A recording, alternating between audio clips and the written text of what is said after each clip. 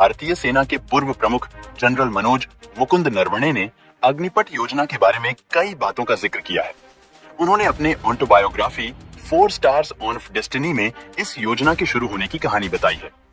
General Naravane ने बताया कि उनके प्रमुख बनने के कुछ हफ्तों बाद ही प्रधानमंत्री नरेंद्र मोदी के साथ उनकी एक बैठक हुई थी। 2020 की शुरुआत में हुई इस बैठक में उन्हें एक ऐसी योजना के बारे में पता चला था।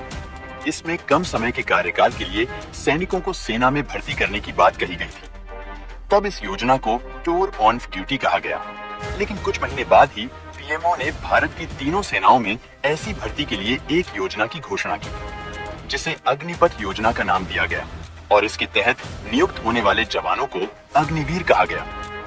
जनरल एम नरवणे ने 31 दिसंबर 2019 से 30 अप्रैल 2022 तक सेना के प्रमुख के तौर पर काम किया।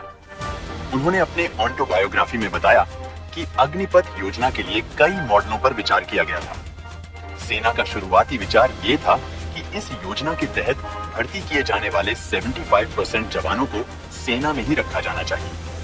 वहीं केवल 25% कर्मचारियों को अपना कार्यकाल पूरा होने के बाद सेना से हटा देना चाहिए। लेकिन केंद्र सरकार ने जून 2022 में तीनों सेनाओं के लिए अग्निपथ योजना की शुरुआत की, जिसके अनुसार केवल 25% जवानों को ही सेना में रखा जाएगा और बाकियों को सेना से हटा दिया जाएगा। पूर्व प्रमुख नरवणे ने अपनी किताब में कहा कि अग्निपथ योजना की घोषणा थल सेना के लिए हैरान करने वाली थी, लेकिन नौसेना और वायुसेना के लिए तो ये सूचना एक झटके की तरह थी। अपनी किताब में उन्होंने लिखा कि अग्निवीरों का वेतन 20,000 रुपए प्रति माह फाइनल किया गया था, लेकिन फिर सेना ने सरकार से इनके वेतन में वृद्धि की सिफारिश की थी।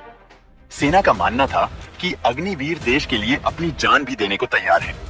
ऐसे में सेना की सिफारिशों के बाद वेतन बढ़ाकर 30,000 रुपए किया गया। इस योजना के सामने आने के बाद इसे लेकर भारी विरोध भी हुआ था। भारत के कई हिस्सों में इसे वापस लेने की मांग को लेकर हिंसक विरोध प्रदर्शन भी हुए, लेकिन कोई फायदा नहीं हुआ।